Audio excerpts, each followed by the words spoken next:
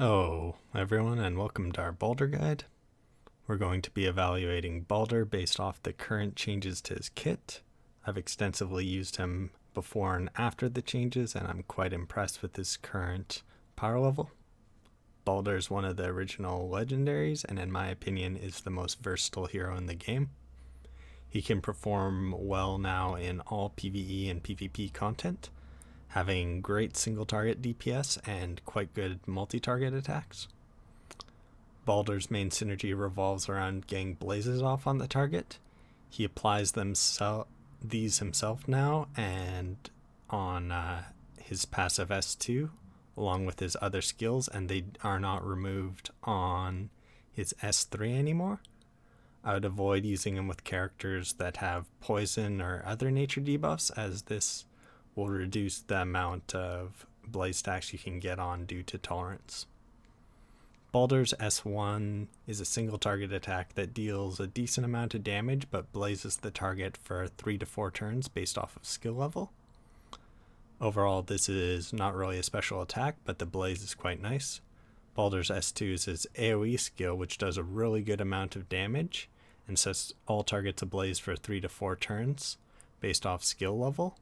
Right now, the skill gem is doing a bit too much. It does 100% ignore physical, but even before this change, it was doing good amounts of damage.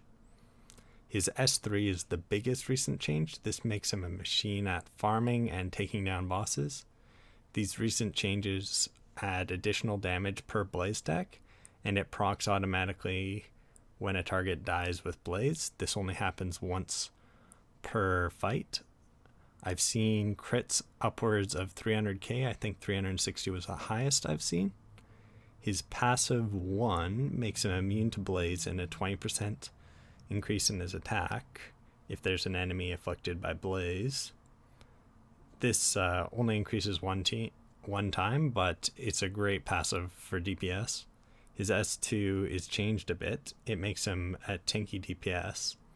It causes him to have reduced damage from targets with blaze by 20%, but now also afflicts targets with a blaze effect for 3 turns when he's hit. So it's quite a bit better now with that blaze as it synergizes with his kit. His passive 3 got a bit of a change. We see the nice 20% crit rate increase on blaze targets like we always have, but now when his crit lands, it does the same amount of 15% soul damage, but it no longer consumes the flames. This now allows a lot more synergy with his kit and others' kits, so it became a really strong passive S3. And for gearing Baldr, there's a couple different options we have. We can go with the most standard, which is full BJ set. This synergizes quite well with him as it gives him a really high crit rate to proc his S3. This also is really the best set for farming as you get those extra crit power on kills. And overall, it's pretty standard pick. I usually use it myself. Number 2 for an option is full tree spirit set. It allows Baldr to quickly rotate his turns. Best used when you know you have a paralyze or other 100% crit lands. His third option is actually full moon, is really good for PvP if you use the full moon set. This allows you to proc more blazes on the target, get them off, and also reflect debuffs like taunt.